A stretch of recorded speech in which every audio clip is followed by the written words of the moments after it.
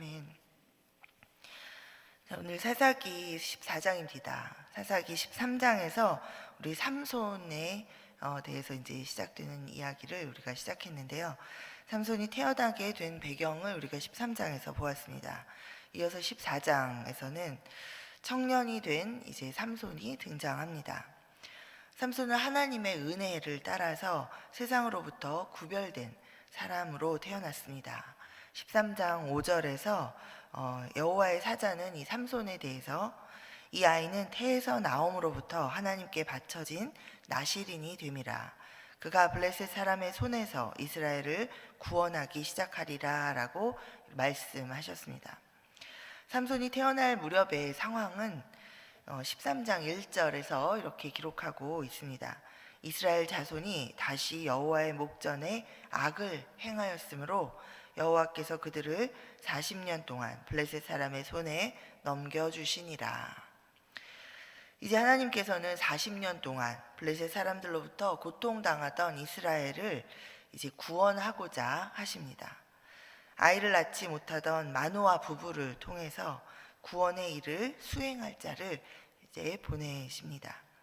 불가능을 가능케 하시는 하나님의 능력의 역사를 통해서 삼손은 이 땅에 태어났습니다. 그리고 하나님께 바쳐진 자 나실인으로 이렇게 키워졌습니다.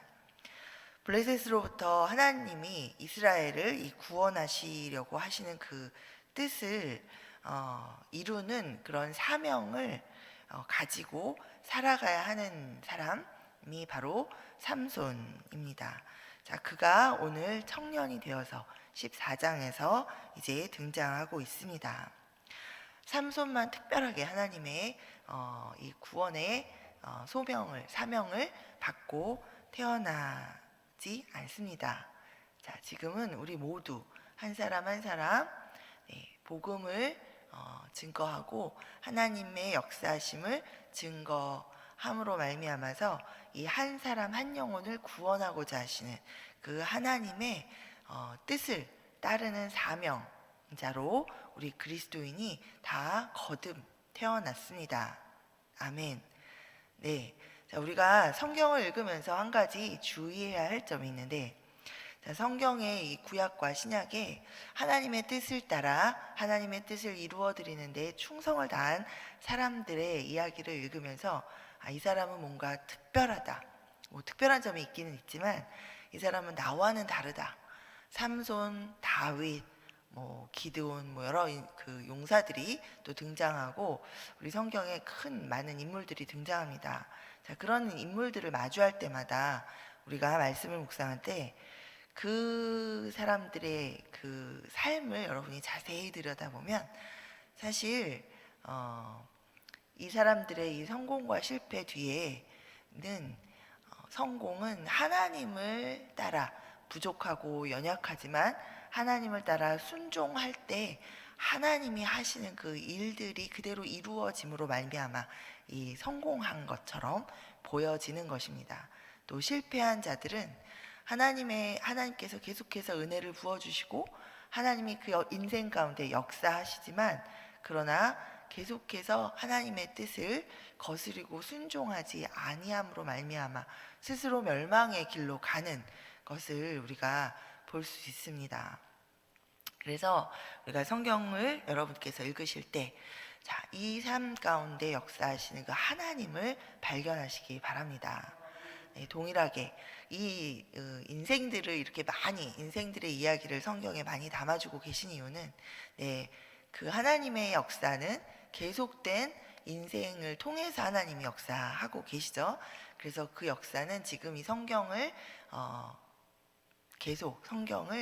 성경이 계속되고 있음을 우리에게 말씀해주고 계시고 이 성경의 인물들처럼 우리들을 통해서 하나님의 역사가 이 땅 가운데 이루어지고 있고 또 우리를 통해서 하나님이 이루고자 하신다라는 것을 우리가 깨닫도록 하나님께서 우리에게 주신 줄 믿습니다. 네, 우리 삼손이 하나님께서 구별한 나실인으로 태어나서 자랐죠. 자, 우리는 한번 모태에서 태어났지만 예수 그리스도의 보혈의 피를 통하여 믿음으로 말미암아 다시 태어난 그리스도인입니다. 아멘. 네, 다시 거듭난 그리스도인이라면 누구나 이 삼손과 같이 세상과 구별되어서 하나님의 뜻을 따라 하나님의 말씀을 따라 순종하여 살아가야 하는 사명을 가지고 살아가는 자들임을 여러분 마음에 새기시기 바랍니다. 아멘. 자, 그렇다면 오늘 이야기 속에 등장하는 이 삼손은 다른 특별한 사람이 아니라 우리 각 사람과 같은 사람이고, 자, 우리 삼손의 실패한 인생, 그러나 또 우리 삼손은 워낙 성공한 것처럼 유명하죠. 그러나 이 삶 속에 실패한 인생, 그러나 그 인생 가운데 그럼에도 불구하고 그 인생 가운데 하나님이 이루시는 그 하나님의 역사하심을 보시면서 또 하나님이 베풀어 주시는 그 은혜를 발견하시면서 우리의 삶 가운데도 동일하게 역사하시는 그 하나님을 붙드시는 이 시간이 되시기를 바랍니다. 아멘. 자, 청년이 된 삼손의 모습은 사명으로 살아가고 있지 않다라는 것을 오늘 본문을 통해서 발견하게 됩니다. 자, 첫 번째는 보면 그는 이방인인 블레셋 여인과 지금 결혼하고자 고집하고 있고 결혼식을 올립니다. 그 이유는 내가 그 여인을 보았는데 내 눈에 내가 보기에 좋았다라는 것이 바로 이유였습니다. 자, 3절에 이렇게 나와 있습니다. 그의 부모가 그에게 이르되 내 형제들의 딸들 중에나 내 백성 중에 어찌 여자가 없어서 네가 할례받지 아니한 블레셋 사람에게 가서 아내를 맞으려 하느냐 하니 삼손이 그의 아버지에게 이르되 내가 그 여자를 좋아하오니 나를 위하여 그 여자를 데려오소서 하니라. 자, 여기서 내가 그 여자를 좋아하오니 라고 우리 한국어 번역이 된 이 표현의 히브리어를 직역하면 그 여인이 내 눈에 좋다입니다. 자, 이방 여인과의 결혼은 분명히 이스라엘 사람에게는 금지된 일이었습니다. 더더군다나 이 나실인이었던 이 삼손에게는 절대로 하면 안 되는 일이었죠. 그러나 삼손은 자, 내가 보기에 좋으니 나는 결혼을 하겠습니다. 그렇게 자기 눈에 보이는 욕망을 따라서 지금 이 행동하며 살아가고 있는 모습을 볼 수 있습니다. 자, 두 번째는 쭉 가시다 보면 이 사자가 죽어 있는 사체에 담겨져 있는 꿀을 떠먹는 장면이 나옵니다. 자, 마음에 든 여자와 결혼을 하러 이제 딥나에 부모님과 함께 내려간 삼손이 딥나의 이 포도원에서 젊은 사자를 만납니다. 갑자기 여호와의 영이 강하게 삼손에게 임하시니까 이 삼손이 마치 염소를 이렇게 탁 잡아 찢는 것처럼 이 사자를 잡아서 찢어 죽입니다. 자, 그리고 나서 얼마 후에 이 딥나에 다시 내려가는 길에 자기가 죽였던 사자를 이제 보러 가죠. 자, 이 사자의 죽은 시체에서 발견되는 것이 있습니다. 바로 벌떼와 꿀이죠. 자, 이거는 사실 일반적인 상황이 아닙니다. 여러분, 그럴 수도 있구나. 이 동화책에 보면 어린이 성경에 보면 굉장히 예쁘게 이렇게 파리 대신에 벌이 막 날아다니고 있는 이런 그림이 이렇게 그려져 있는데요. 자, 여러분이 얼핏 생각해도 죽은 주검, 시체의 꿀이 이것은 사실 일상적이지 않습니다. 자, 여기에는 그 일상적이지 않은 이 장면에는 그렇다면 어떤 여러분 생각을 하셔야 되죠? 하나님을 떠올리셔야 됩니다. 이 장면에는 하나님의 일하신 흔적이 있습니다. 사자를 죽인 것도 하나님의 영이 강하게 임하셔서 사자를 죽인 것이지 삼손에게 있는 힘은 하나님이 주신 것이죠. 머리털에 있는 것이 아닙니다. 물론 머리털이 상징이 되기도 하지만 하나님이 삼손에게 주신 힘이고 이 하나님의 영이 함께 하셨을 때 삼손이 강한 힘을 발휘하는 것을 우리가 볼 수 있습니다. 자, 사자를 죽인 것이 삼손 자신의 힘이 아니라 하나님의 힘이었고 또 지금 사자를 죽이고 나서도 아마 삼손이 아니 내게 이런 강한 힘이? 이러면서 스스로 굉장히 놀랐을 것 같아요.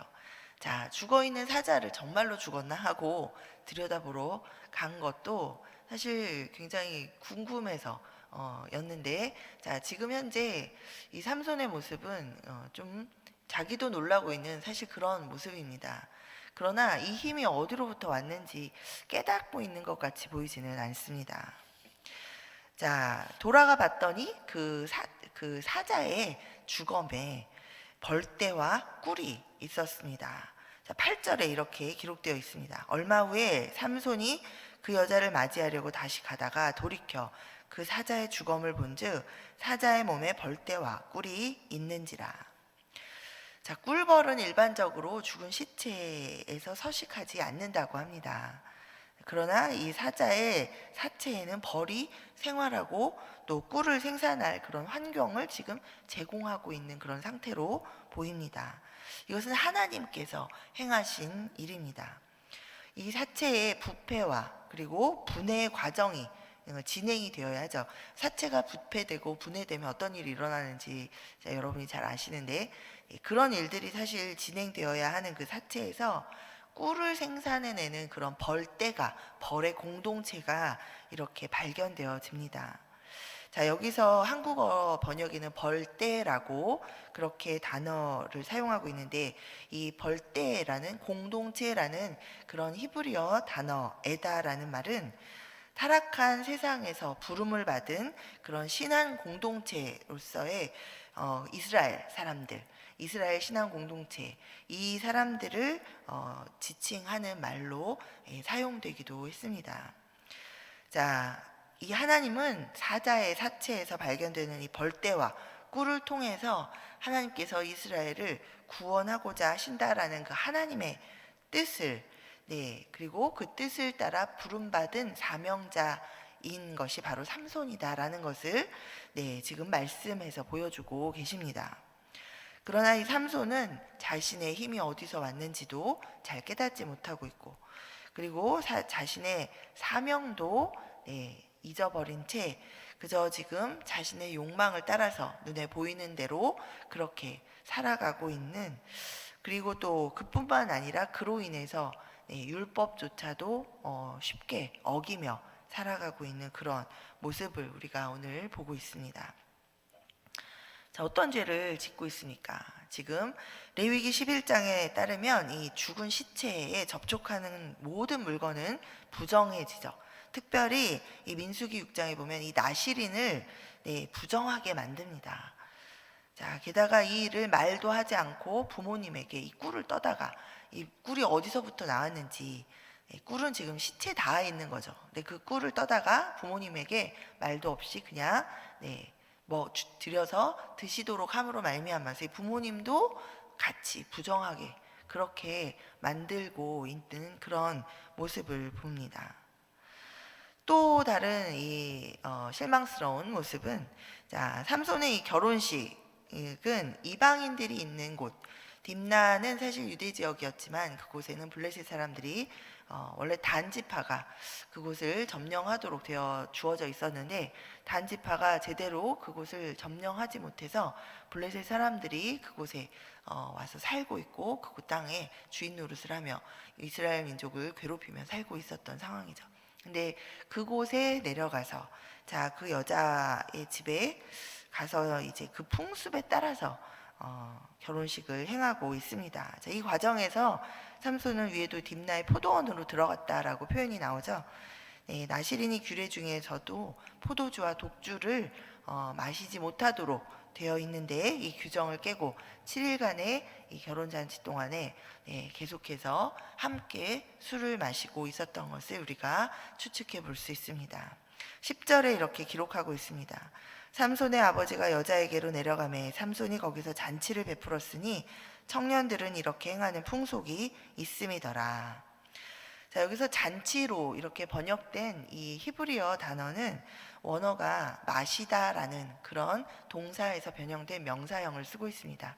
자, 마시다, 술을 마시는 것을 의미하는데, 이 당시 혼인 풍습에는 이제 신랑이 신부의 집에 가서 7일 동안 이렇게 잔치를 하는 동안에 술을 마시는 그런 절차들이 다 포함이 되어 있었습니다.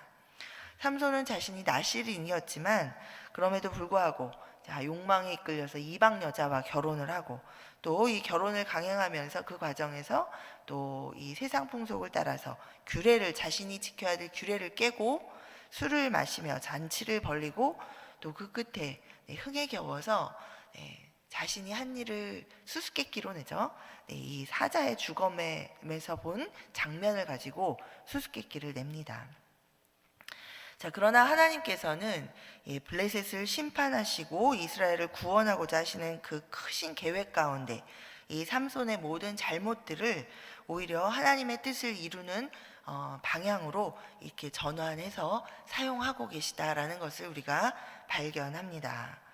자, 욕망을 따라 이방 여인과 결혼하는 이 삼손의 계획, 이 삼손의 결혼을 통해서도 하나님은 주권적으로 이 일 가운데 블레셋을 심판하고자 하시는 이 하나님의 계획을 이루어 가시기를 시작하고 계신 것을 오늘 본문을 통해서 보여주고 계십니다.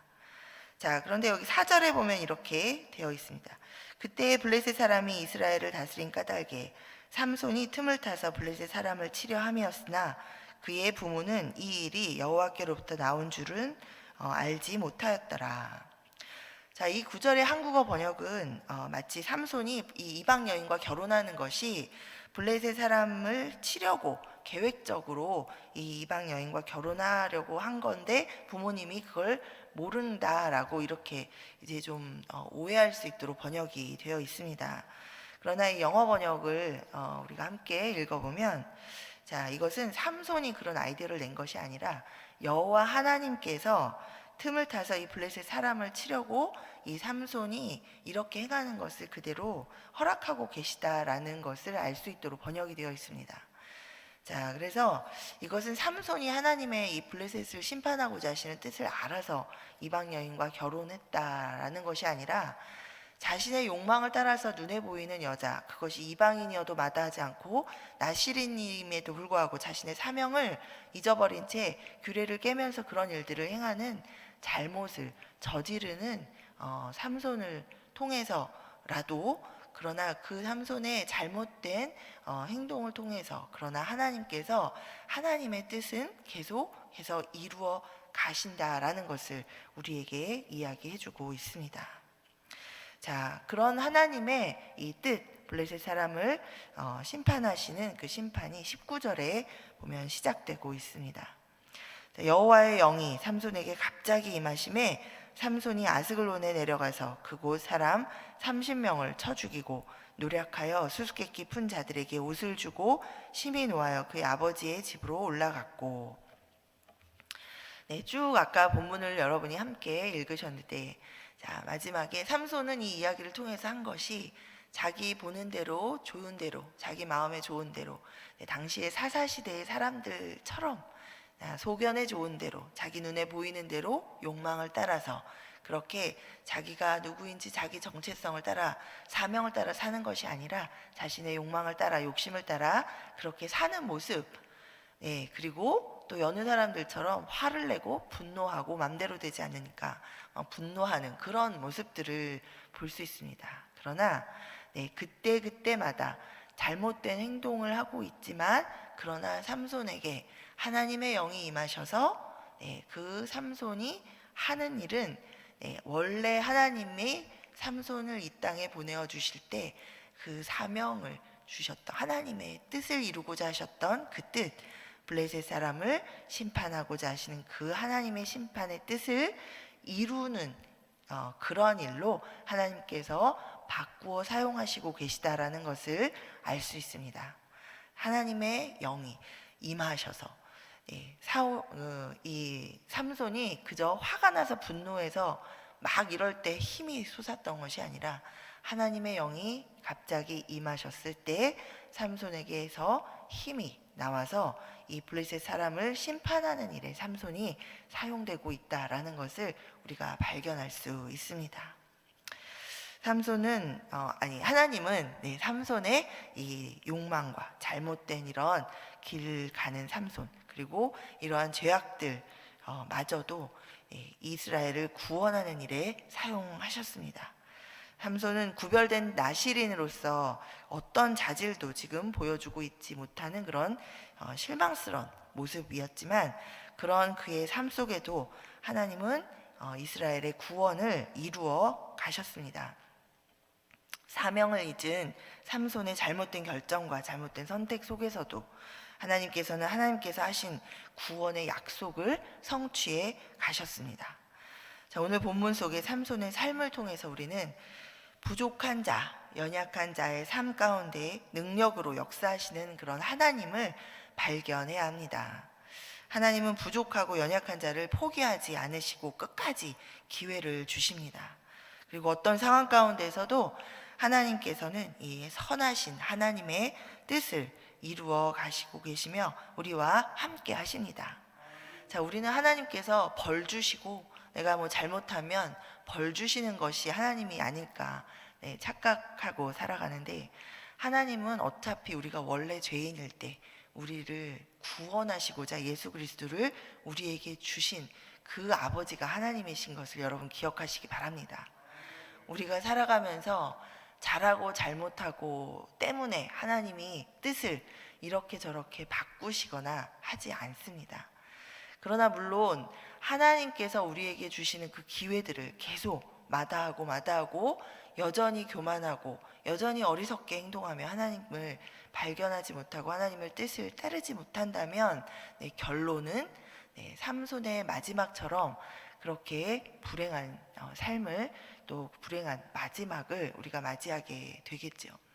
살아가는 동안에 우리에게 주어진 시간 동안 우리에게 하나님께서 계속해서 하나님의 자비하심으로 기회를 주시고 은혜를 베풀어 주실 때 그 하나님을 깨닫고 그 하나님 앞에 나아가는 우리 모두 되기를 간절히 소망합니다. 이 삼손의 이야기를 통해서 혹시라도 나는 계속해서 하나님 앞에 잘못하고 있고 마음은 안 그런데 내가 이렇게 계획을 했지만 역시나 하나님 앞에 이렇게 잘하지 못하고 있는 그런 나 자신을 발견하면서 부족하고 연약함 때문에 넘어져 계시거나 또 낙심하고 계신 분이 있다면 오늘 이 삼손을 바라보면서 다시 일어나시기 바랍니다. 하나님은 부족하고 연약한 나에게 찾아오셔서 다시 하나님을 따라 살아가도록 은혜를 베푸시고 기회를 주십니다. 오늘 우리 하나님이 우리를 향해서 오늘도 말씀하면서 우리 곁에 계시는 그 하나님의 사랑과 또 하나님이 우리 가운데 가지고 계시는 뜻은 우리가 상상할 수도 없을 만큼 하나님의 사랑을 통한 선하신 뜻과 계획인 것을 믿으시고 그 하나님을 믿으시고 그 하나님을 붙들고 하나님께서 그 약속을, 선하신 하나님의 뜻을 나의 삶 가운데 이루어 주실 것이다 라는 것을 믿음으로 붙들고 우리 하나님 앞에 다시 회개하며 나아가고 또 하나님 말씀 붙들고 일어나시는 우리 모든 성도님들 되시기를 간절히 소망합니다. 아멘. 기도하겠습니다.